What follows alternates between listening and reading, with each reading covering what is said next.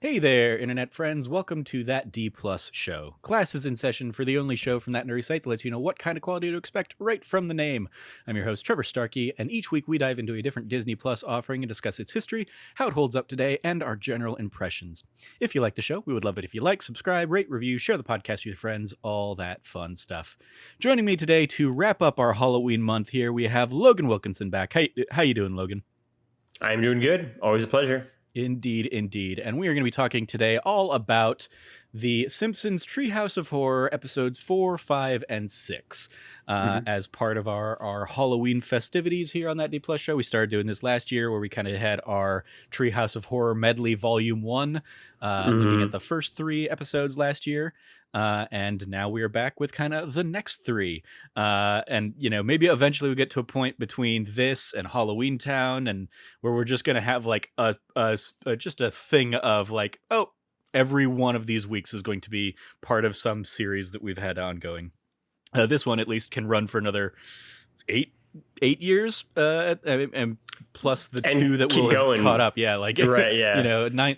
We could probably keep doing this part, this annual episode for another 10 years without missing a Treehouse of Horror or running out of Treehouse of Horrors. It'll be and still doing 3 a year.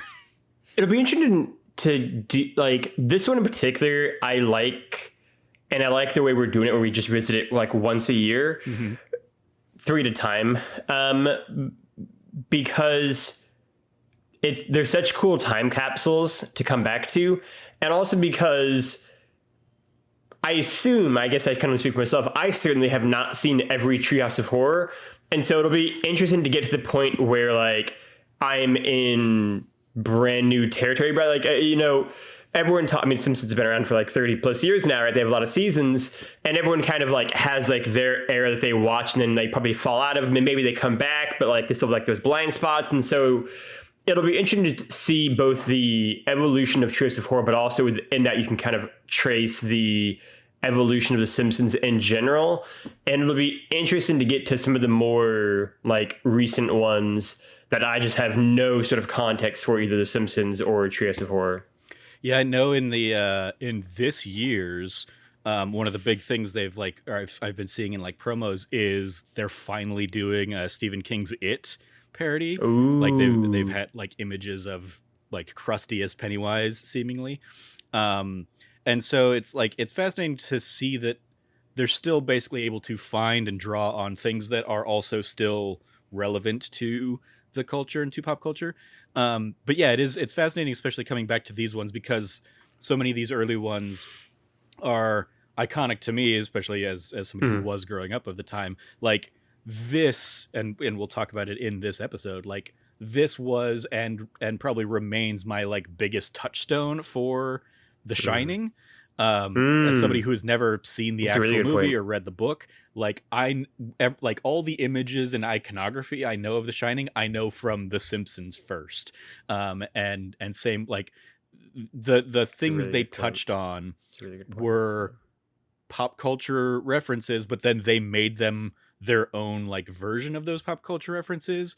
Right. And so like for a generation like mine that grew up with The Simpsons, like I know Citizen Kane things better because I know The Simpsons, despite having never seen Citizen Kane. Or like we get in one of these episodes kind of the iconic or references to the iconic Twilight Zone episode that William Shatner was in, where there's like a gremlin on the plane.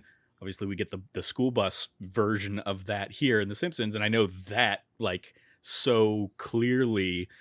And it wouldn't be until later that I would realize that was a reference to something else. And so a lot of the things that I now know better as like pop culture touchstones or Twilight Zone episodes or something like that, I know because of The Simpsons first and foremost. And so they're always like entrenched in my mind because of that. And yeah, it'll be interesting to see like, yeah, when we get to Treehouse of Horror episode 30 or something, and they're doing, Saw parodies or something like that are things that like came and went in, or The Ring or something like that. Like I imagine as horror has continued to evolve, The Simpsons has probably continued to evolve and like use those references alongside it. But yeah, I certainly, you know, around season 20 don't have any kind of touchstone for the Treehouse of Horrors anymore. So yeah, it'll be interesting to see when we eventually get that far down the line. It's interesting to not to get like go ahead. I mean, I guess it's the point of the podcast, but like it's interesting too because I think, I mean, like it's interesting doing this with you because we are each two people who really love The Simpsons, I think, and I think both as fans of what this like series is, and also as like sort of what like people were worried about in the 90s as a gateway drug to other cartoons and other animated things and other kind of comedian styles, right? Like it's so funny, like the tendrils that this led out to, right? Like even I think it was in either 4 or 5 they had like a reference to like Conan O'Brien and like him getting his own show and like one of the like Zoom things. And so like it is sort of surreal to be like, oh yeah, like Conan O'Brien would have just gone to late night when this was happening. That's how long ago we're talking, and how like much of a like its own institution this is at this point in time, right? And so like I think these seasons we're getting into here, like in particular with, you know, Treehouse of Horror 5, 6,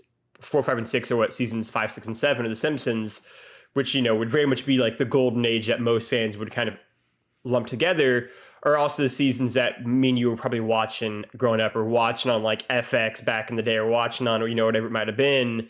And so it's sort of funny to like go back to things I haven't thought of or seen in so many years and be like, instantly pick it back up and instantly be like, all right, right back in it. And we'll get into this a little bit more, I will on my end, when we get to the actual episodes themselves. But I always envision the Treehouse of Horror episodes being like so gory and like over the top and like, you know, grotesque at times.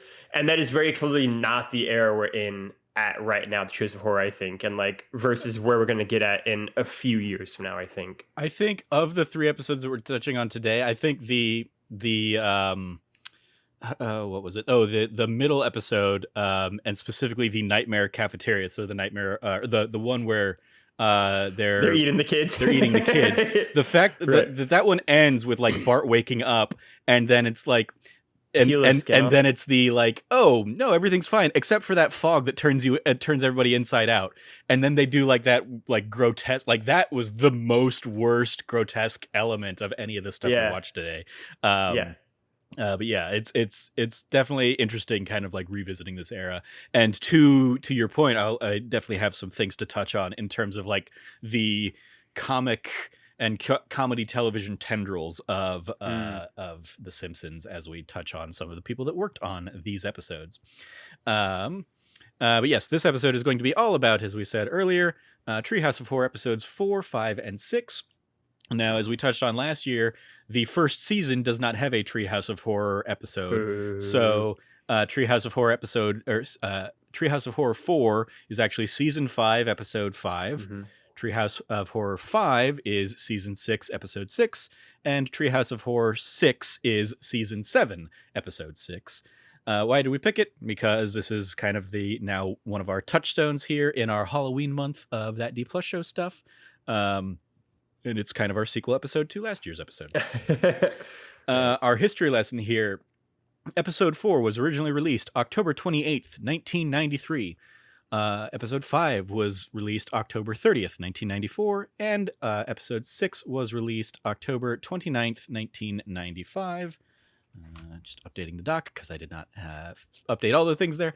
Other releases of the time. Last year when I did this, because we're touching on 3 episodes, I'm not pulling like, here's everything that came out around this time. But for each of these, I basically tried to pull like, here's the big horror thing that came out that year. So alongside episode 4, we had The Nightmare Before Christmas came out the day after Treehouse of Horror 4 on October 29th, 1993. And if you're like, wait, The Simpsons have always been on Sunday night. Not always. Treehouse of Horror was a Thursday night release, Treehouse of Horror 4, and it's not until 5 and 6 that The Simpsons started becoming like a Sunday night staple.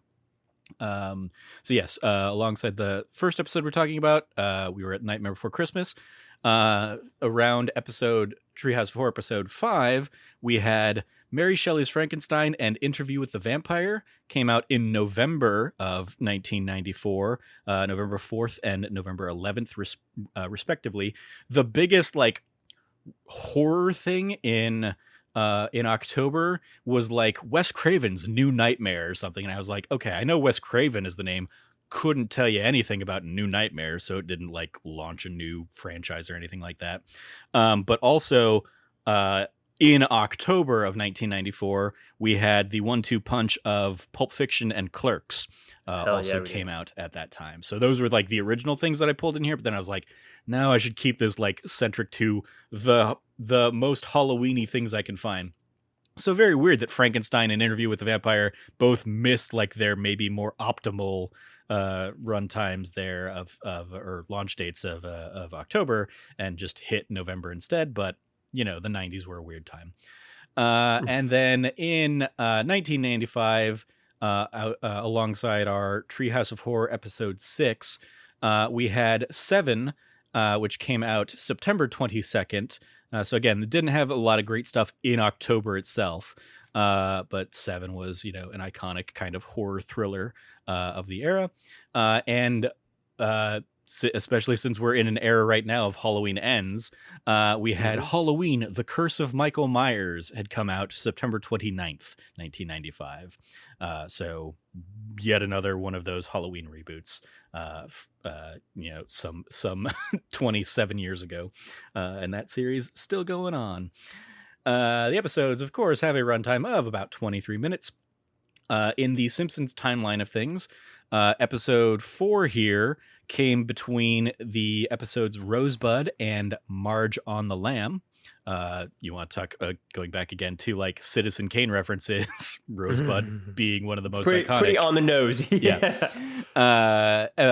Treehouse of Horror 5 came between Sideshow Bob Roberts and Bart's Girlfriend. And Treehouse of Horror episode 6 came between the episodes Lisa the Vegetarian and King Size Homer. And even just like seeing the thumbnails within like IMDb or within Disney Plus on all those episodes, I was just like, yep, I know. I can immediately think of things from all of those episodes just from the screenshots alone. Our roll call here. The director of Treehouse of Horror 4 was David Silverman, who directed 73 episodes of The Simpsons between 1989 and 2015. Episode 5 was directed by Jim Reardon, who directed 187 episodes between 1990 and 2005. And episode 6 was directed by 2 team members. Bob Anderson directed the bulk of it, all the animated stuff. He also directed a total of 64 episodes between 1993 and currently he's still directing occasionally in 2022. And then David Merkin directed the live action segments at the end of Homer Cubed. The only episode of The Simpsons he ever directed, but he is a longtime Simpsons producer and collaborator on the show. But yes, he hopped in and directed the live action bits with Homer out in the real world. Our writers, this is where we get to some of those tendrils that you were alluding to. I was going to say an incredible set of writers in these 3 episodes. Yeah. Episode 4 here featured Conan O'Brien writing the wraparound segments. So basically Bart in the gallery and kind of the introduction for each of the episodes. Despite like his like well-known lineage with the show, he only actually wrote on 4 episodes of The Simpsons, or he's only a credited writer on 4 episodes of The Simpsons, this being one of them, Marge versus the Monorail being the other most iconic, certainly. But yeah, basically he was hired onto The Simpsons writer room, and then immediately got hired as the next late night host to take over after Letterman. So basically, like, he came in, did these episodes, and as is alluded to in the credits, had already been like announced as taking over for David Letterman. So that's why you get like references to like watch at 12:30 and you know late nights on NBC or whatever, because obviously he started doing that in 1994 all the way up through now the podcast version of that he has continued doing, because this show finally ended all these years later. But yes, also here in episode 4, Incredible. The writers of the Devil and Homer Simpson segment, Greg Daniels, who also only wrote on a handful of Simpsons episodes, 8 episodes between 1993 and 1996. But he would go on to be the co-creator alongside Mike Judge of King of the Hill, as well as he's probably best known to audiences as the creator slash showrunner of the American version of The Office, as well as Parks and Recreation. So yeah, that's like one of those, like, before they blew up, they made their way through the Simpsons. Also writing on The Devil and Homer Simpson, Dan McGrath, who wrote 50 episodes of the show over the years 1992 through 1994. The segment Terror at 5.5 Feet was written by Bill Oakley and Josh Weinstein. Bill Oakley wrote 36 episodes between 92 and 96, as well as Josh Weinstein. I believe they were, a writing team, basically wrote on the same 36 episodes. Josh Weinstein, also currently the co-creator of Disenchantment, the Matt Groening series that is on Netflix, with all that animation style. So still in the Groening family of animated comedies. And then Bart Simpson's Dracula was written by Bill Canterbury, who wrote 22 episodes, basically this season, 93 to 94. In episode 5, Bob Cushel wrote The Shining, as the parody of The Shining, obviously. He wrote 48 episodes, between 1993 and 1996. He would also go on to be the co-creator and showrunner of the 2015 series The Muppets, which I believe was the one where the Muppets were kind of doing their own version of The Office slash like a late night TV show slash the making of a late night TV show series. So yep, he worked on that.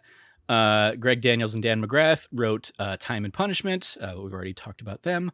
And then David X. Cohen wrote Nightmare Cafeteria. He would write 60 episodes of The Simpsons between 1993 and 2020.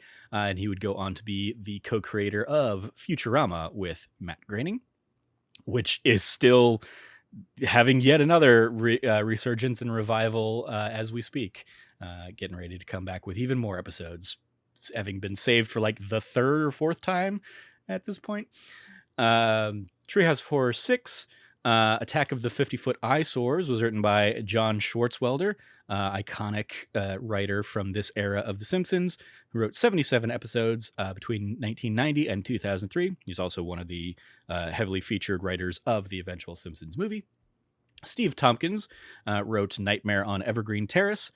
He only wrote on 4 episodes of The Simpsons between 1995 and 1997, but he would also go on to co-create the claymation series The PJs around that era. And David X. Cohen also wrote Homer Cubed, as we've mentioned above, co-creator of Futurama. Our starring, of course, we have our core cast of Dan Castellaneta as Homer, who, as of this recording, is credited in 733 episodes of The Simpsons between 1989 and 2022. Julie Kavner as Marge in 732 episodes. I still need to try and find out which episode she was not in. Nancy Cartwright as Bart on 733 episodes. Yeardley Smith as Lisa in 731 episodes, so that's 2 that she was not in. Hank Azaria as Moe and others in 722 episodes. Harry Shearer as Flanders and others in all 733 episodes. Then we have kind of the secondary cast members, Maggie Roswell as Helen Lovejoy and others. She was in 253 episodes. Pamela Hayden as Milhouse and others in 655 episodes and counting. Marsha Wallace, the late Marsha Wallace as Edna Krabappel, 172 episodes prior to her passing in 2013. And the late Russie Taylor as Martin Prince, 193 episodes between 1990 and 2019. And then one extra in across each of these episodes. In episode 4, we of course have the iconic Phil Hartman as Lionel Hutz. who would Incredible. be in 52 episodes of The Simpsons between 1991 and his untimely passing in 1998. James Earl Jones, who we touched on in last year because he was the voice of, he was the narrator for the Raven segment last year. He returns here to voice Maggie Simpson in one of the episodes. So that's 2 of his 3 episodes over the course of his run. And in the final episode, we got a little cameo from Paul Anka playing himself, a classic musician, Paul Anka, this being his one and only episode. All right. Diving into the trivia. When we do Simpsons episodes, I like to pull the chalkboard messages. However, Treehouse of Horror typically does not have one, so none of these have the chalkboard message. They do have sofa gags, though. We didn't get sofa gags last time, but in this era, we start getting the sofa gags.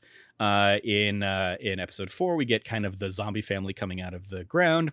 In episode 5, we get the zombie family returning, but this time they swap their heads while on the couch. And in episode 6, they drop in from the ceiling, all on nooses hanging. Some trivia specific to episode 4. This is the final episode that Conan O'Brien wrote for before going full-time into the talk show life. This is also the last Halloween special that would use bridging sequences between the segments, a la Bart doing his like art gallery narration intros. Terror at 5.5 feet was inspired by the Twilight Zone Nightmare at 20,000 feet, as I alluded to earlier, in which William Shatner's character is inside an airplane watching a gremlin tear apart the wing. David Silverman watched the episode to get inspiration for Bart's facial expressions, and this episode was remade for Twilight Zone the movie with John Lithgow taking over for Shatner. Nancy Cartwright appeared in a different segment within that film.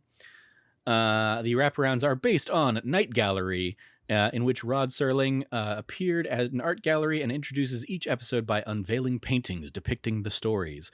James L. Brooks, iconic TV producer, including of The Simpsons, loved the show, so it was great fun for him to get to do the parody here. And the painters spoofed in the intro are Giorgio de Chirico, Vincent van Gogh, Pablo Picasso, Salvador Dali, M.C. Escher, and Edvard Munch. In the intro of the third part, the spoofed bits are from Jacques-Louis David, Picasso, once again, René Magritte, and Cassius Marcellus Coolidge. So lots of once again Yale and Harvard alums just being like, let's show all we know about art.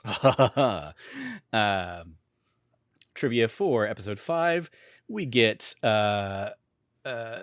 this is the last time a warning is used by the Simpsons family member at the beginning of the episode regarding disturbing content.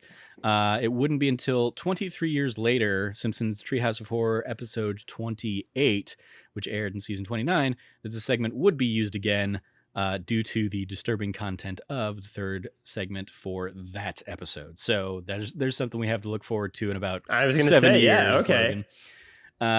This episode also marked the end of the traditional featuring of humorous tombstones in the title sequence of Halloween episodes. Title sequence includes a tombstone reading "Amusing Tombstones" as a kind of little tongue-in-cheek nod to the fact that they weren't going to be doing it anymore. Similar sequences would be featured as introductions in all of the preceding Treehouse of Horror episodes, but have not been featured since this episode. When Homer goes flowing through time, he creates houses that are inspired by the Flintstones house, the original McDonald's restaurant, the shoe house from Mother Goose, an Egyptian sphinx, and an underwater version of the Simpsons home. Also a squirrel house. And a squirrel house. The staff decided, going back to kind of the previous episode's trivia, staff decided against traditional continuation of wraparound segments, basically to allow for more time in each of the stories themselves. Trying to cram 3 little stories in a 23-minute, 22-minute segment, way easier if you're not taking an extra minute of time from each of those to do the setup. This was the episode 5 here was the first Treehouse of Horror that did not feature a parody of a Twilight Zone episode. And then finally, in the Treehouse of Horror 6, we have the final scene of the episode. Homer is sent to the real world in the first ever live action scene in the show. It was filmed on Ventura Boulevard in Studio City and directed by David Merkin, as I mentioned earlier. He later said that Fox, quote, couldn't have been less supportive, end quote, because they thought it would be too expensive. Scene involves a crane shot which pulls back as the credits are shown. Fox begrudgingly allowed Merkin to use a crane for the ending.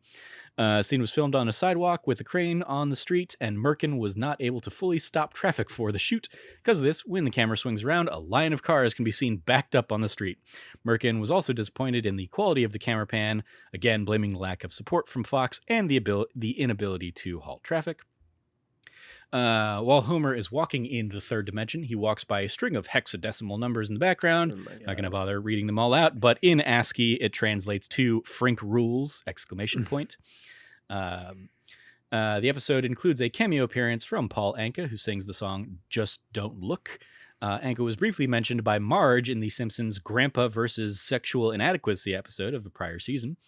In response, he sent a letter to the producers in which he thanked them for the mention. After receiving the letter, they asked him to guest star. And then lastly, when Homer's in the third dimension, we see the equation 1782 to the 12th power plus 1841 to the 12th power equals 1922 to the 12th power.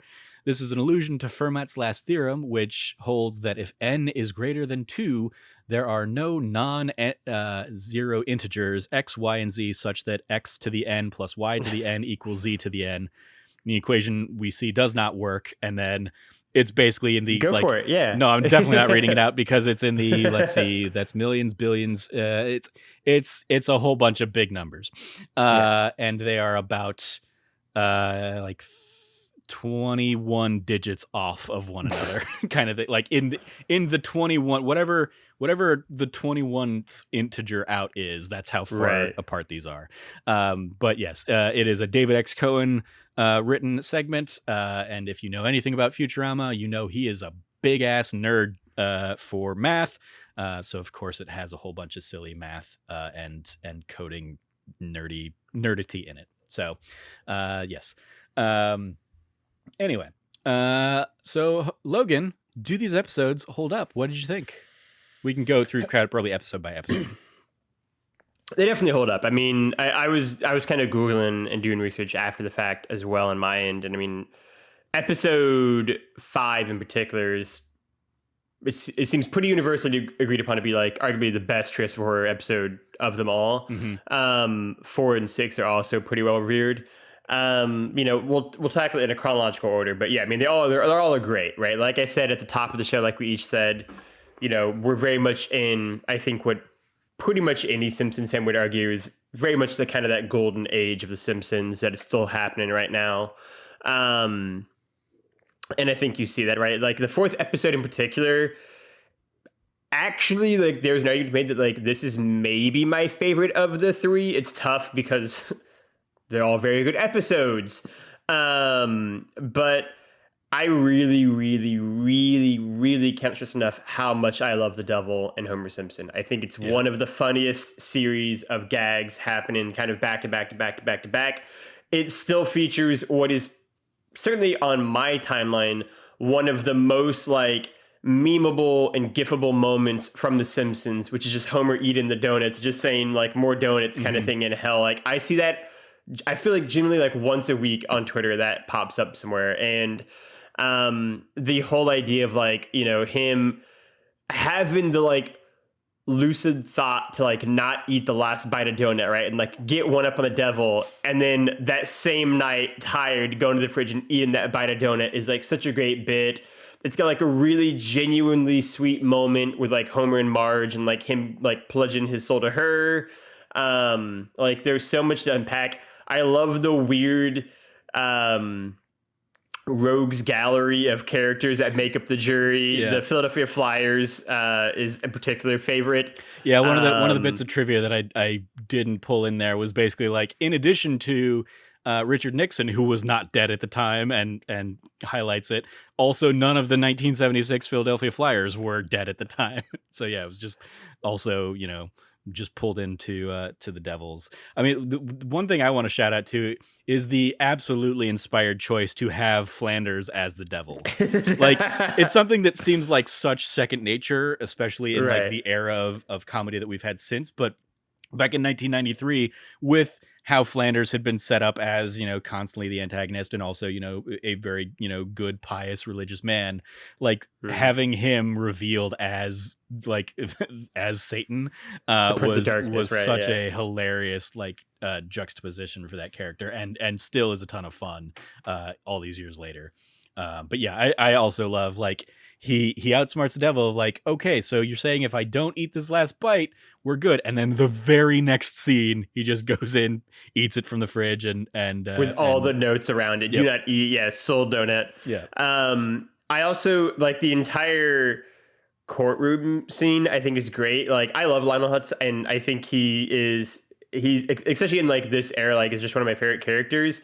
And the entire premise of him, just being like, I'm gonna go to the bathroom real quick, and then just running out the window basically is such a great like sight gag. It's such a great moment, and him and Flanders going back and forth on like the details of the trial even, and like it's all so good. Rule number 1: we get a bathroom break every half hour. Agreed. Rule number 2: I pick the jury. Agreed. Wait. It's just like, it's so good. Like, he's so defiant and is like the stereotypical like sleazy ambulance chaser, utterly inept lawyer, and it is very rarely, if ever, done better than here with Phil Hartman. And that's just such a great start to the 4th Treehouse of Horror episode, and is easily the highlight for me of the thing. There's just so many iconic moments, I feel like, throughout that episode that it is honestly bonkers, considering that it's not even 10 minutes long, how much there is that is just like instant Simpsons like iconography. Yeah, agreed. Then we move into Terror at 5.5 Feet, where we've got everybody on the bus as the little gremlin is going out. I love like little bits in here that are probably the things that like I've forgotten over the years, like everybody poking fun at Bart now, and Milhouse being, or not Milhouse, Martin Prince being very excited because he's wearing a Wang Computer shirt, and so now the bullies aren't going to make fun at him anymore. I really enjoy that. We get our obligatory Kang and Kodos sequence in this one, and the fun little like realization that they have their own gremlin outside their ship. And then like to your point earlier, like when this one ends with like the gremlin pulling up Flanders' head, like severed head, for a last little hidely hodily, like that is a more gruesome version than I remembered of that, like having like the viscera and stuff coming out. I imagine there was probably some studio note somewhere of like, don't allow any dripping, but other than that you're fine. Right. But it was still like it was shocking to see something like that, because I very much would have I feel like if this was made today, I feel like it would be toned down kind of in its gore. But also shout out to there's a gremlin on the side of the bus, and Otto being like, don't worry man, I'll get him, and knocks out Hans Moleman, who just, his car explodes, because Hans Moleman was another one of those characters that like Kenny from South Park just died a lot in some of these early seasons. We get our, I think, our introduction to the to Uter, the Austrian or German foreign exchange student. Yeah.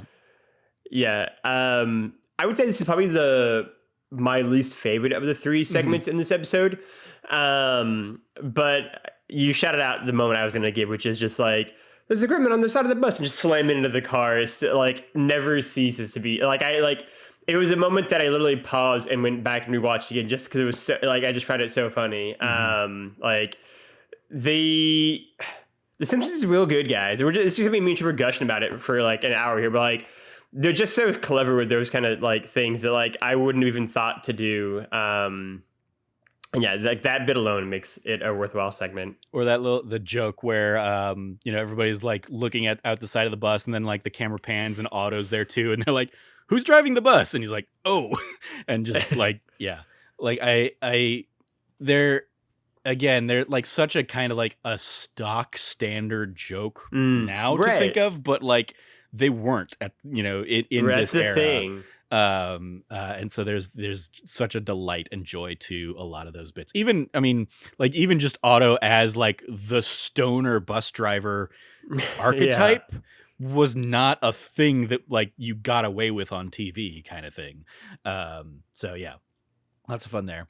But yes, then we wrap up this episode with Bart Simpson's Dracula, where we get Mr. Burns immediately and very like just like iconically set up as the Dracula as a vampire. But I love the news report bit at the beginning of like, setting the stage, and the police, Chief Wiggum being like, "We think it's a mummy, so we've told we've basically told the museum to destroy its Egyptian department." And then you see like them just like tearing apart all that stuff, and it's just like, oh, Simpsons. And I love the little intercom moment. It's definitely one of those that I was in the quotes for the longest time of like, "Sir, you have to let go of the button." Oh, son of a bee. Between Burns and Smithers there. This had the one moment watching these 3 episodes where I was like, ooh, that's not a thing that would be in the show, in this day and age. But with Homer saying, his hairdo looks so queer. It was like, oop, sure. Yep. From, again, from 27 years ago or whatever this was. Yeah, right. Almost 30 years ago. Yeah. Because this would have been 93. It's like, well, yep. We clearly have a different, it's certainly not as nearly as bad as it could have been. Sure. Given other vernacular of the time. Right. But yeah, it's still like that like jumped out at me as that feels weird in 2022. I think this segment's great. I think the Choice of Horror episodes excel in so many ways, and they just like take on a movie or as often happens, a Twilight Zone episode, and just like perfectly like parodied it. And like, this is such a great Dracula parody.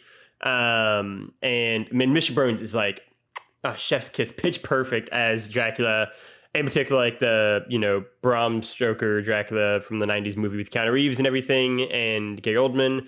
And yeah, like I also like how Treehouse of Horror episodes end a lot of the times. I think they usually they have very Monty Python-esque just like skit breaking endings, and this one absolutely does that with like snow falling from the screen and then breaking into like Charlie Brown Christmas-esque like ending, and it's great. It's fantastic. Like, it happened when I was like walking from the couch to the kitchen to grab like a drink or something, and it happened, and I literally looked back and was like, did it jump forward a few episodes? And I had to like make sure that I hadn't like broken or something, and I was just like, that's such a brilliant, funny like ending. And I just think that like there's so much to like about this episode, and yeah, it's great. It's great across the board. Yeah. Couple other iconic moments that I want to shout out. The like super happy fun slide with like Bart climbing up and being like, I know I shouldn't, but when else am I gonna be here? And then like the callback later when Homer sees it as well, and then the iconic Grandpa Simpson coming in, quick, we have to kill the boy. How'd you know he's a vampire? He's a vampire. Is just a great like it's just one of those like pitch perfect comedy bits that again, like I feel like I've seen so many times over nowadays, but back then it was just again, a chef's kiss. Homer driving the stake in Mr. Burns' crotch first. Oh, yes. Also good. Yeah, Dad, that's his crotch. Yeah. Oh, is sorry. This I can't remember if it was this one or the Shannon for the next episode. This the one where the elevator opens and the blood comes out. And he goes, "That's not supposed to happen on this floor." Yeah, it's that's the shinning. Yeah, it's such a great moment. We get to that one. Yeah, yeah. Speaking of, we get into Treehouse of Horror 5, and yeah, in that the bit being that's odd. The blood usually gets off on the second floor or something. Yeah, is basically Burns' line there. But yeah, this. I mean, I would say the shinning is probably the most iconic of the Treehouse of Horror segments. Yes, I would agree. Certainly the internet agreed as well from my brief research. But yeah, I would agree. Most notably, the no TV and no beer makes Homer something something. Go crazy. Don't mind if I do. Blah, blah, blah, blah. That's just such a that was the thing that like me and my friends would say to each other for whatever reason growing up. But also I do want to give a shout out to, because they don't do like full they don't do the full wraparound thing, but I do want to give a shout out to the like do not adjust your set thing that like opens the video the episode, because it is like that like Homer, hey, look, I can see my voice. This is my voice on TV is another thing that is just like burned in my brain for weird reasons. But yeah, lots of fun there. And the thing I like most about this episode as a whole is this weird fun runner that we get of Groundskeeper Willie being killed with an axe in every one of the segments. Yeah. First here in the shinning with Homer just getting him, and then later he'll get it from Maggie in the next segment, and then finally from Lunch Lady Doris, Skinner. I think. Oh yeah, Principal Skinner in the third one. Yeah, right. Yeah. But yeah, just so many fun iconic riffs on. Again, I've never seen the actual Shining movie, but between like this and now like Ready Player One, I know all of the iconic moments of The Shining. And so yeah, it's just a lot of fun here. I have to give particular, I mean, like we could do a whole episode literally on just this one Treehouse of Horror episode, but also just like this one segment even. But like the most iconic part of The Shining probably is Here's Johnny, and the way they riff off that and parody that is so great. Like the 60 Minutes one in particular is just like, is such a great like stinger bit to like cap it off on, and like it is just so good across the board. And I think, you know, one of the things that weirdly is maybe underappreciated about Simpsons, I think if you're not someone who's like really into it, is like just how smart and thoughtful like each of the jokes and each of the setups are that they are doing here. And yeah, I mean, from the blood rushing out to, you know, Burns, you know, having this weird setup house just to like drive them crazy basically. And it's also good the way that it ends and resolves. Like it is a really good like remake of The Shining, just on its own thing, done in 10 minutes, like, but you get basically the entire story of The Shining, and it is really impressive. It's really great. I love Marge and Homer in this episode so much, and in particular, like Homer going crazy. That like iconic scene is so good. Like just her going up to the like note on the typewriter, being like, feeling fine. It's like, that's not too bad. And then like the light and flash and goes like, that's more concerning. Yeah. Is just like set, like the way she reacts that is so great, and just it's all fantastic. Yeah, I even the deleted scenes that I think are like on DVDs and stuff like that, and maybe in special features on Disney Plus. But like this episode in particular, another iconic image from The Shining, of course, is like the twin girls on the bikes. And I believe there's a deleted scene that's basically like Sherry and Terry, the twins that are like Bart's age, on the bikes. But then it also, I think, pans over to Patty and Selma, Marge's sisters, just like torturing him and messing with him. But yeah, like it's such a fun, especially the like even the setup into the Feel and Fine bit of like Marge saying like, oh, he's been writing something. This will probably be like a look into his psyche. Basically putting the clear subtext of The Shining right out there in the front, with the gag being the payoff of feeling fine. Um, yeah. It's so good. And I agree. It's so good. The rule of threes that they play with the "Here's Johnny" moment is great, because you get the "Here's Johnny," nobody's in there, dope.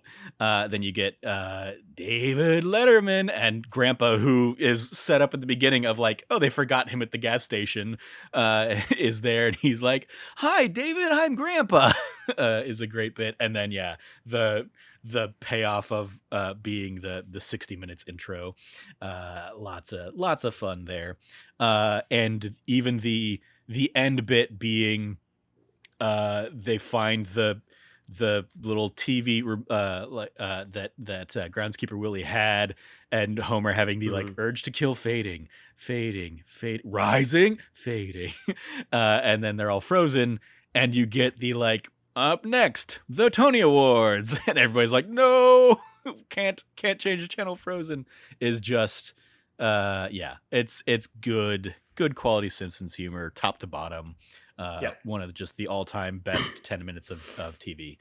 100%. And that's the thing too, like it is like, even just like the Wikipedia page for Treehouse of Horror 5 on like this one, like it goes into like this segment in particular is just basically across the board, it's everyone's pick for like the best Treehouse of Horror segment. And like even stuff like them driving to like the cabin is really funny. Like the whole setup there, the whole setup in the cabin, the whole setup at the end. Like it is just such a tight written, clever, smart thing. And like you said, I can't say it any better. It is just one of the like best 10 minutes of TV you're going to watch. And within 733 episodes of TV The Simpsons alone have done of a lot of good TV, that is I think a testament to how good of a start it is. And then it's still just two more great segments afterwards. Yeah, then we get into Time and Punishment. The fun another one. Classic where Homer like the opening bit of like Homer getting his hand stuck in the thing twice, and then, exactly, then like them having to come down, and then like it's still in there, and he has the freak out bit again. Is just a great like, let's, oh my God. It's that like, let's do it till it's annoying, and then like keep doing it until it's funny again, but like in like the most condensed version of that. And then of course he accidentally builds the time machine and goes back in time. I just love the setup being something Grandpa told him at his wedding. If you ever go back in time, don't step on anything.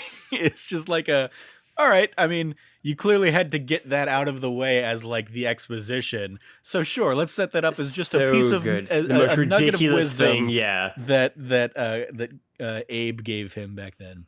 And then just all of the different fun variants that we get of like the universe. Homer killing a mosquito that leads to Flanders being a ruler. Again in so good. As a 1984, yes, setting up Flanders as kind of the perpetual antagonist of Homer in these Treehouse of Horror bits. We get the like the fun bit of Homer like dodging everything and then accidentally sits on a fish, and like I don't know why it's so funny, but it is of the I wish I hadn't killed that fish. And then he sneezes on a dinosaur, and that like causes like the extinction of dinosaurs. Causes the extinction of dinosaurs, which is a fun like, and it's a thing I also saw in like a recent thing. Like somebody, I don't remember if it was a podcast or something, but basically somebody recently talking about the idea that like if you went back in time even like 100 years, like you would probably cause a pandemic because of all the viruses and stuff that like we are immune to that they would not have been. But that's like a really good point. Him sneezing and killing the dinosaurs leads to basically his perfect future, where like the family's rich, but he hears like Marge say like, "What's a donut?" and flees, screams, panics, running, and then we get like just raining donuts. The pitch perfect beat of like donuts are just rain in this universe, and if he'd stayed a second longer, he wouldn't have needed to go back in time anymore. Perfect. But yeah, then we get the Maggie killing groundskeeper Willie bit, and the James Earl Jones. This is indeed a disturbing universe. Uh, so then Homer just snaps, and I love him like just going on a killing Just spree, killing everything. gonna kill right? everything. Yeah. Kang and Kodos, we get their shot in this episode as they get turned into Sherman and Mr. Peabody. And then like finally Homer lands in a universe where everything's pretty much the same, but everybody has snake tongues. Lots of fun here and just really good time. I think it's an absolute blast. I think, this is to me like maybe the most just like pure like fun of like any of the 6 segments. Like it is just like they're going balls to the walls. It is so bonkers. It feels like there's so much more happen than like a 10-minute segment, and like all the best ways possible. I think there's so much to love about like the Ned Flanders 1984 world, and the fact that like that was so good that like I thought that was the rest of the episode, and it ends up being like 2 minutes long. And I love the bit of like, you know, them getting transported to like the facility, like the lobotomy, the like education the center, yeah, right. Like it's like we're veering into like a mixture of 1984 and like A Clockwork Orange. It also has like one of my favorite gags of any of these episodes, which is Homer running from the dogs and grabbing the sausages and being like, these should help. It should give me the energy to run faster. And then him eating them and it actually helping him run faster was like such a good like setup and payoff. Like, oh, like there's so much to love about this episode, I think. And like, there's so many small bits, obviously all the different flashing houses. It's so cool. They got like the Flintstones one in there, the squirrel house, the like underwater bowl. Like I like the idea of whenever Homer comes back from one of his trips and he's basically like a tiny bug to Lisa and Bart. Yeah. And they're like, oh, it looks like dead. We should kill it. And like, just going to try to smash him. Like they have so many fun ideas. This episode honestly felt like they literally just threw everything at the wall and just all of it stuck, and they just ran with all of it, and it worked somehow, and it's really great. And yeah, the final payoff at the end is really funny. You know, I can't even remember which one of the universes like it was, but like I think it was maybe his perfect world where it rained donuts, where like Marge also talks about how like her sisters are like dead. Oh yeah, yeah. And he goes like, it's like perfect. This is I could live like this. Like it's just such a great fun Simpsons episode, which also is a really great example of the butterfly effect as well. You know what I mean? Yeah. Then lastly, we wrap up this episode with Nightmare Cafeteria, where Principal Skinner basically decides to turn his detention problem into an Agent Orange. No, not Agent Orange. Wrong thing. Soylent Green. Soylent Green are people kind of thing, where he basically turns the detention goers into food. I love the like we get the return of Ooter here, and combined with the Ooterbraten Oktoberfest meal, and then that like the terrible double entendre, not double entendre, whatever phrase I'm trying to think of, where Skinner basically like gives away the game, and it's just like, you might say, we ate Ooter and he's in our stomachs right now. Wait, no, not that one. But yes, then we get groundskeeper Willie killed for a third time with an axe, and he calls out that he's like not good at that in that one. If for anybody who wasn't catching that he was dying in every one of these sketches. And then yeah, like as I said earlier on, the most horrifying thing we watched for this episode ends up being the end of this episode, where Bart wakes up from, you know, that nightmare, and then it's just the fog that turns everybody inside out creeps in through the window and suddenly turns them all inside out, and then they start doing this like now I would liken it to the Family Guy opening bit, but like just kind of the little like, you know, showgirly kind of like opening number, and they just do they commit to like a full song about it. And all the while as they're doing the choreography, Santa's little helper is eating Bart and dragging his body away and stuff. And it's just like, yep, this is gross. This is very gross. Yeah. I it's certainly like of the three, it's the weakest, but it's also like it is probably the one I will like have nightmares about. it's interesting. So we disagree on this.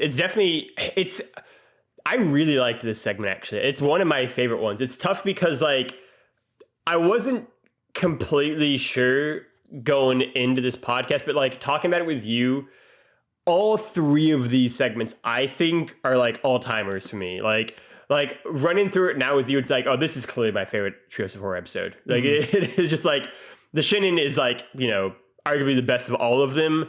I think, Time and Punishment is also one of the best ever too, just for like how ridiculous and hilariously funny and zany and quirky and weird it is.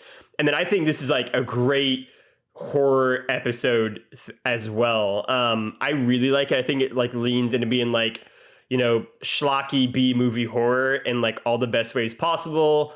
It also plays into like every child's fear that like, teachers are just like these monsters, and it's great.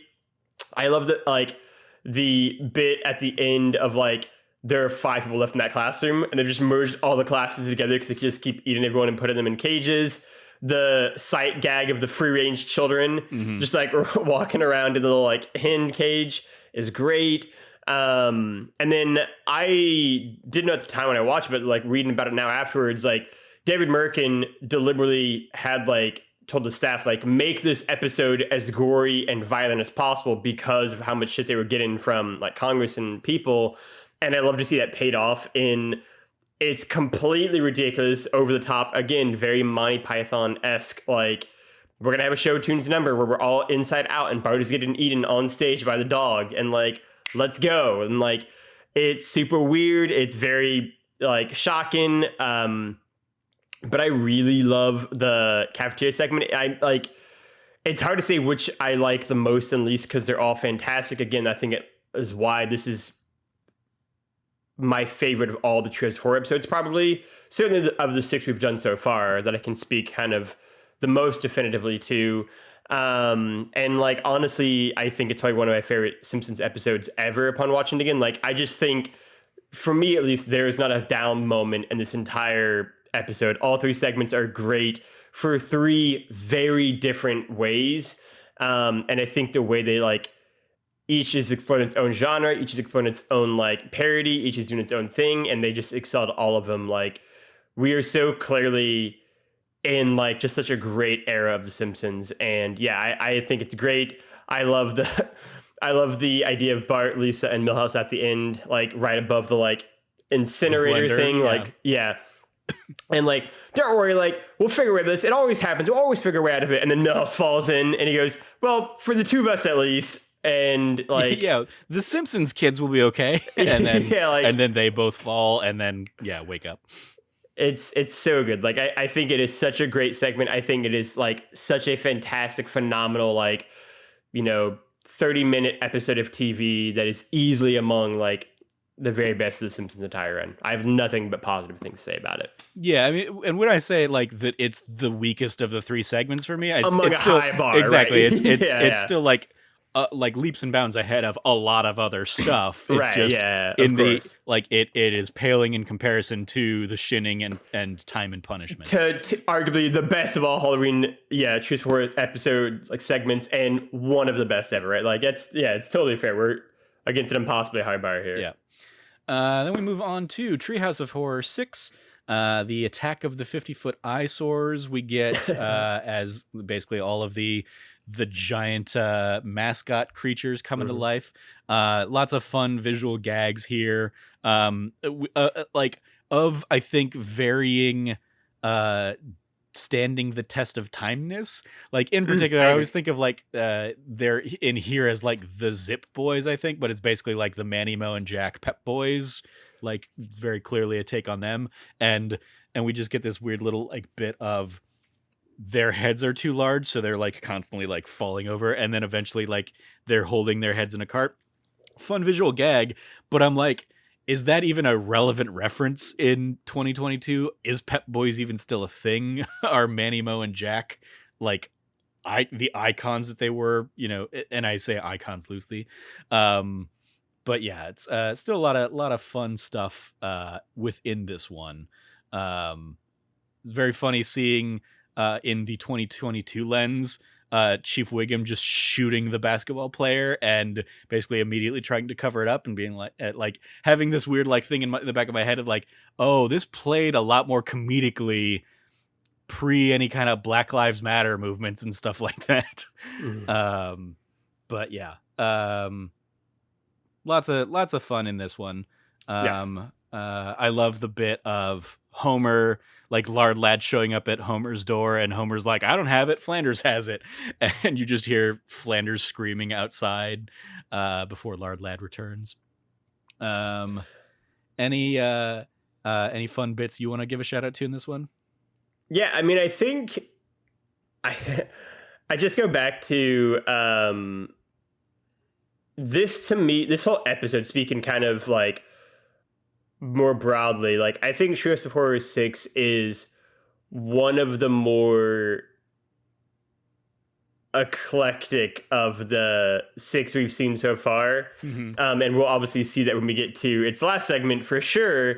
But it's just like a weird episode, and I sort of love that vibe, right? Like, especially like coming after like the first few Trees 4 episodes, kind of doing like these like staple like horror episodes about like Dracula and Edgar Allan Poe poems, and The Shining, especially after like how like universally like acclaimed the Truth Horror 5 was. Like, I like they came out and were like, what if we just make it a weird episode and a weird start with a lot of like shit happening in Attack of the 50-Foot Eyesores, and then the way they built off that to get to one of the weirder Simpsons things in obviously Homer Cubed. I just think it's like such a fun evolution, and I think Attack of the 50-Foot Eyesores is probably my least favorite of the 3 segments, I will say, in this episode. But even there, like, I enjoy how much fun they're having, and just like how weird it is of a segment is like my favorite thing about, I think, this episode and this segment. Something that I want to shout out that I certainly never like consciously caught it until watching it this time. But when Homer goes into the Lard Lad at the first time wanting to get like the big donut, and they give him the small one, he says, "Dope nuts." And I just love that like double entendre that they actually have in that one of it being his catchphrase, but also being donuts. It's a fun little bit. I also definitely appreciated the sight gag when Lisa is talking to the ad agency person of just this giant poster on the wall saying 50 million cigarette smokers can't be wrong, because he's a throwback to old timey ad execs and stuff like that. We get our Kang and Kodos cameo in this one, where they are passed by the giant donut rolling down the highway. So yes, lots of fun there. Also shout out to the bit where shout out to 2 more giant mascot bits. One, the giant Kent Brockman like reporting Kent Brockman on the rooftop. And then especially shout out to the devil mascot, and then Bart basically being the devil on both shoulders of the devil, instead of the angel and devil kind of variants that you might expect. Just lots of fun there. We move on to Nightmare on Evergreen Terrace, obviously our Nightmare on Elm Street parody, Yes. Which opens with a fun little like animation gag of a more Looney Tunes-esque version of The Simpsons, because we're in Bart's dream. So we get, big eyes and lots more like slapsticky kind of stuff. But yes, Groundskeeper Willie as Freddy Krueger. I remember like this version, especially as somebody who hasn't seen like Nightmare on Elm Street, like being terrifying, specifically when like Groundskeeper Willie is just on fire in like the PTA conference room kind of thing, and like is screaming at people as a skeleton, or the bagpipe spider at the end. I remember like not liking that as a kid, somebody who's not a big old fan of spiders. So yeah, Lots of it does a great job, I think, of like leaning into the scarier aspects of the show and the potential. Um, yeah. It's great. Yeah, it is. It is my favorite segment of this episode for Yeah. sure. Mm-hmm. And you know, Willie is a great killer. He's a great, you know, when he goes in that direction. And as someone who thinks Nightmare on Elm Street is probably the best of the like 80s horror slasher movie things, I love this parody of it. I think it's really, again, I like so much of The Simpsons. I think it's really smart and well done and clever. And I think it is certainly the most horror-esque of the three segments of this episode. And really among the three episodes in general that we watched, it is probably one of the more like horror-based ones, probably along with, you know, the cafeteria in the last episode, and maybe the vampire one in the Tris 404 episode. Like, it is just like, this is a horror episode. And they had a lot of fun with it. They had a good time with it. And, you know, I am someone who really is really one of my favorite characters in general in The Simpsons. And so any amount of screen time we get of him is great, whether it's him getting stabbed in the back with an axe 3 times in one episode, or him being the main villain in another segment in a different episode. He's just such a, I mean, obviously, I guess he's such a cartoonish character and so over the top and so absurd, yet also somehow so utterly real and like of this world. And you know, I just love it, and I just love him, and I think, yeah, it is easily the highlight of the episode for me is everything involved with their Nightmare on Elm Street parody. Yeah, it's great. A couple other things I want to give a shout out to. Shout out to Edna Krabappel's line of "Remember, the worse you do, the more funding the school gets." Shout out to after Willie kills Martin, we get the grotesque like horror that makes all the kids scream, and then he's like, "Oh, get him out of here, not into the kindergarten!" And then you hear like all of the kindergartners scream off screen. And then I love the bit of, "It was the 13th hour of the 13th day of the 13th month. We were all at the school to complain about why they bought faulty calendars. Lousy smarch."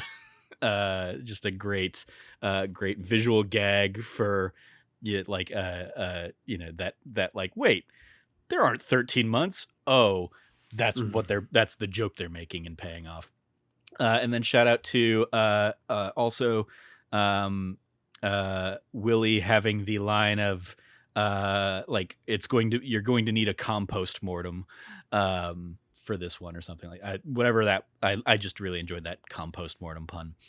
But yes, we get Maggie saving the day by stopping up the bagpipe of Skeleton Willie, or Spider Willie. But yes, then we wrap up with Homer cubed.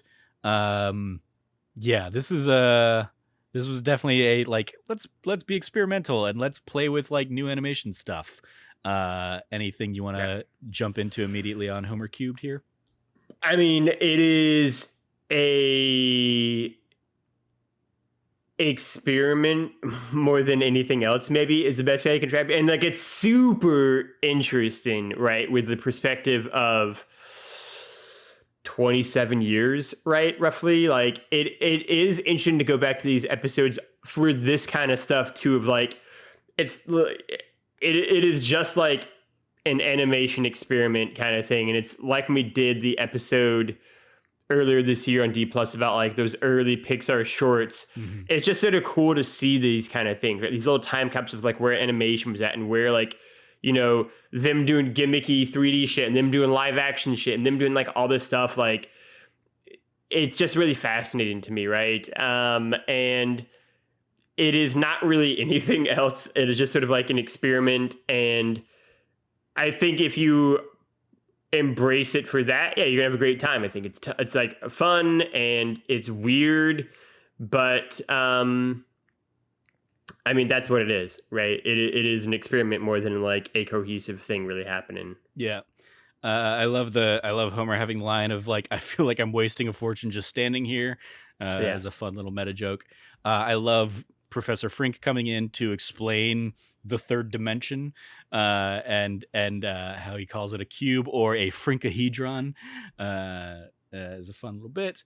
Um, and then I love when Bart goes in there, and obviously the black hole is pretty much already filled up the entire space that they're working with, and like, you're gonna have to jump, no problem, piece of cake, son.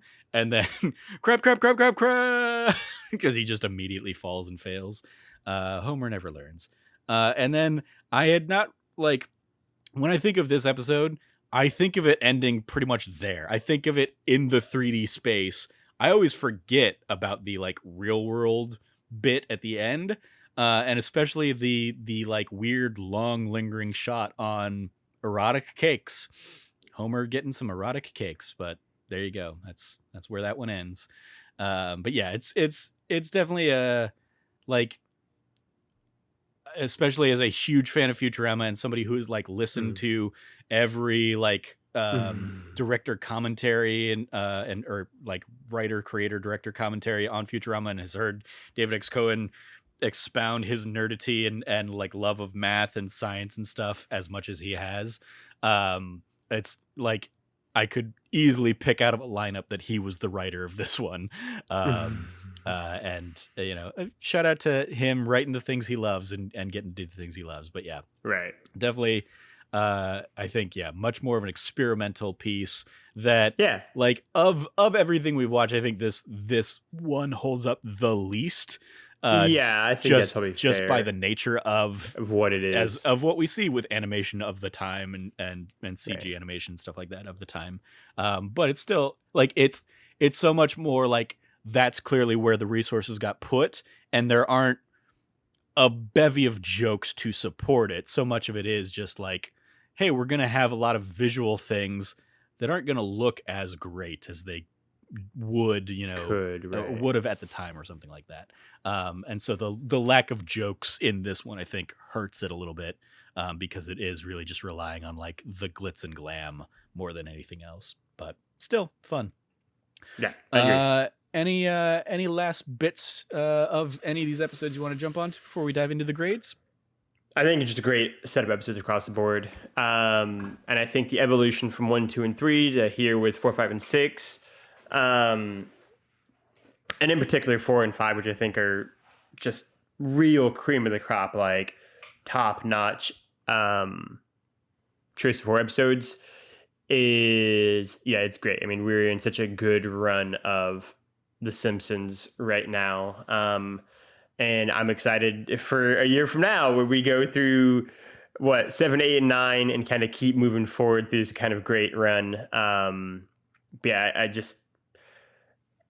I always forget how much fun I have just watching The Simpsons, even if it's just for like 20 minutes. And it's just like, man, that was great. And This gave me basically an hour of that. Yep. All right. What do you want to give it then, on the report card from A+ to F? What do you want to give these episodes of The Simpsons? Super simple. I don't do it that often. Very rare, in fact. But it's just straight up an A+ for me. I mean, like you said, you're gonna find few 10-minute of your life better spent than watching The Shinin, than watching Time and Punishment, than watching the cafeteria episode, than watching, most of Treehouse of 4. Like, I think this is 1 hour so incredibly well spent over these 3 episodes. Yeah, it is across the board A+ for me experience. The Simpsons is fantastic. I love it. And you get so much laughter out of it. You get really genuine sweet moments out of some of them as well with Homer and Marge, and you get really shocking, fun, gory moments as well. It's great. It's exactly what it should have done.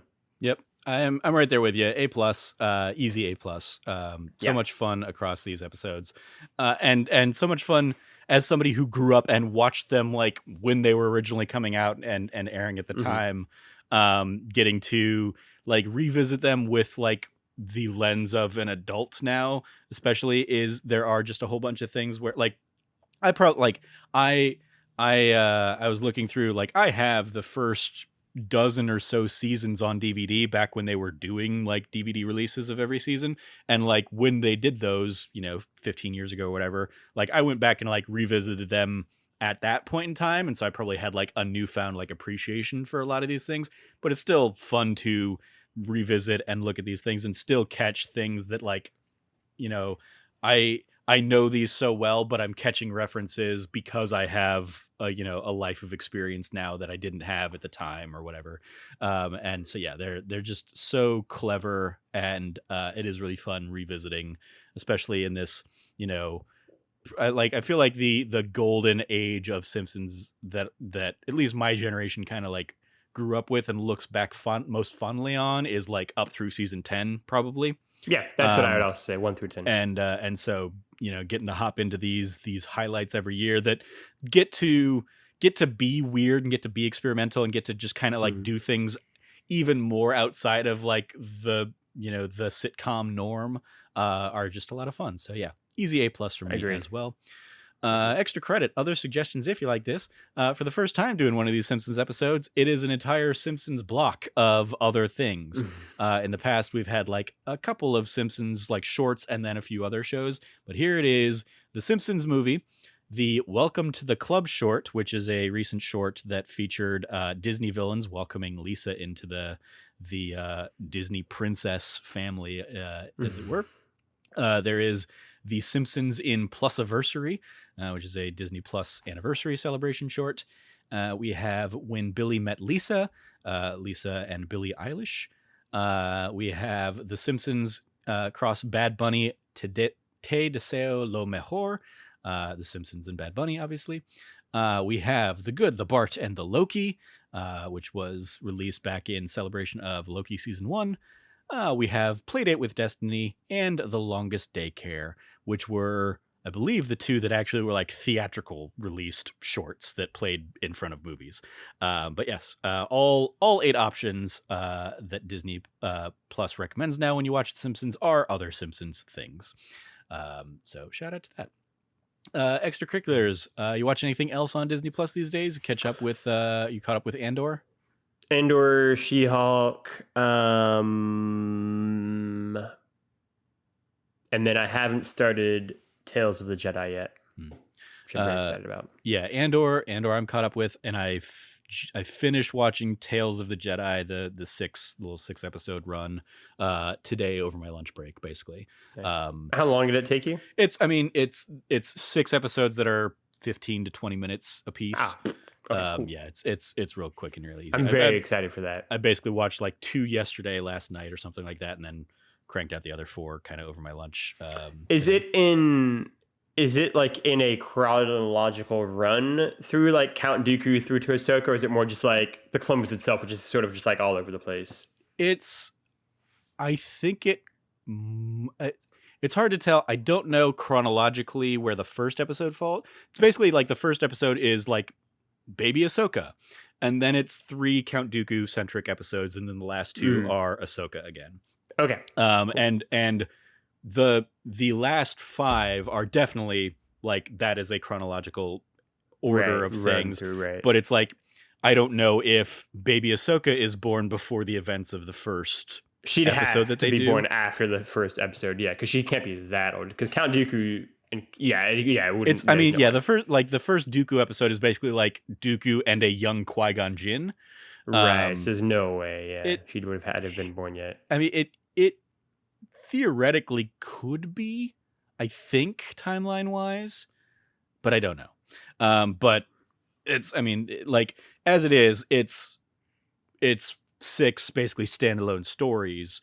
But yes, 3 of them are Ahsoka centric and 3 of them are Dooku centric. Love it. And yeah, it was, especially like I really enjoyed the Dooku ones, especially. I think that's the ones I'm excited for. They shine a fun light on like certain moments that are kind of like known quantities, but then like here's what was happening over here. Right. And so yeah, there's some fun to it, and they also do a good job of like. Like to an extent, humanizing Dooku, right. and kind of showing like here's how this guy lost his way and became like the Dooku of the movies. But yeah. I find that super interesting. I mean, as someone who's just like, I think Ahsoka is cool, but like, I'm so far removed from like any sort of like giant Ahsoka fandom. Like, I just not me. I just think she's fine. I think she's cool, but like, it's not my cup of tea. I find it way more interesting, yeah, for like the Dooku Qui-Gon stuff, like, and also just because like that like prequel era of Star Wars isn't that explored.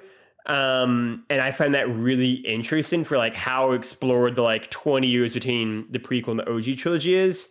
Um, there's just this giant gap of like, what about like what was going on with Qui-Gon and Dooku and even Obi-Wan before the prequel trilogy started, right? Like there's so much room to explore there and kind of the build up to like the pieces being put in place for that. And also because like I think Dooku is such an interesting character, like because he's not evil, right? Even to like the very end, even into like his last breath, right before he gets his head sliced off by Anakin, like he still thinks what he's doing ultimately is going to like save the galaxy, right? Like he knows he's working for like the Sith, but like he's viewing it almost through the lens of like doing bad to help the galaxy kind of thing, right? Like that kind of like twisted thinking. And so like seeing kind of how he gets there is really interesting to me. And that's something I'm definitely excited for. Yeah, it's definitely on my list of potential D plus episodes for the month of November. Because yeah, next week, obviously now here we're at the end of Halloween. Next week we'll be back with kind of our She-Hulk wrap up, since all of She-Hulk is done. And then I think we could probably do an episode for Tales from the Jedi. And then maybe something else in there. The trailer for the Santa Clauses came out today, so you can go watch that if you want, and we'll probably look at doing an episode on that come December time. So yeah, lots of Disney Plus stuff here. Lots to go around. Oh, and earlier in this week we also got our trailer for the Guardians of the Galaxy holiday special. Yeah, that's right. Yeah. Oh yeah, looks very good. Did you ever get around to watching Werewolf by Night? I have not. Okay. I still wanted I definitely want to just check in with you on what you think of that when you actually get around to it. Yeah, definitely. Since we didn't have you on for that. I might do that this weekend. So yeah, lots of fun Disney Plus stuff here in the months ahead. And yeah, look forward to our return to and wrap up of She-Hulk next week. We'll probably have another Andor episode in there sometime soon, and maybe some Tales from the Jedi. That is going to do it for this episode of That D Plus Show. Thank you, Logan, for joining me to talk more about The Simpsons here. You can follow Logan at Lefty Logie or Loggy, Loggy. Anything you want to give a shout out to there, Logan? Hey, shout out to That Nerdy Site. This is the last D Plus episode you're going to listen to before we have a birthday. That's pretty exciting. You should stay tuned for any sort of things we'll talk about come November 1st. Which is also Cameron's birthday, apparently, which I did not realize until a couple weeks ago, or I probably realize every year and then forget. But it's exciting. Go tell him happy birthday as well. He's a wonderful, lovely person, and shower him in birthday wishes. There you go.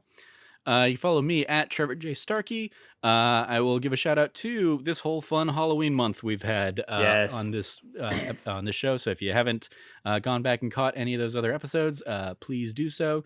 We'll dive into some non-holiday themed stuff here in the month of November, and then we'll probably come back with some holiday stuff in December. I got to start putting together the doc of the things we haven't done that are holiday themed that are still out there on Disney Plus.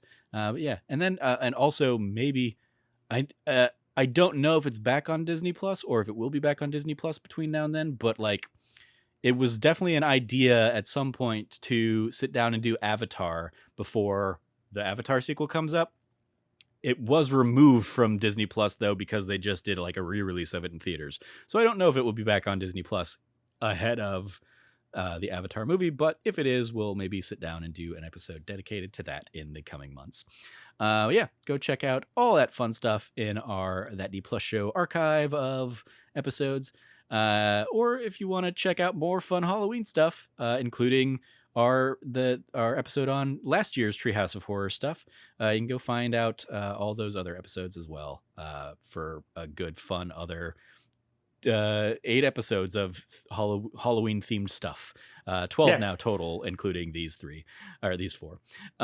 Always fun. I always love the themed month, both for Halloween and Christmas, and it's always fun. Also, you can go check out speaking of the inaugural That Nerdy Site like weekend thing where we played through all of Until Dawn on stream as well. That's also somewhere probably as well that you can go check out. Yeah, that'd be all the Halloween content. Yeah, that's back on our early That Nerdy Site. Probably one of our first videos. I have to imagine that and Ultimate Chicken Horse. Yep.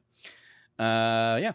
You follow all of us over at That Nerdy Site or go to thatnerdysite.com for all the latest from us. Once again, if you liked what you heard, please like, rate, review, subscribe, share the podcast with your friends, all that fun stuff. Thank you for joining us. As always, stay nerdy, be good to each other, and class dismissed.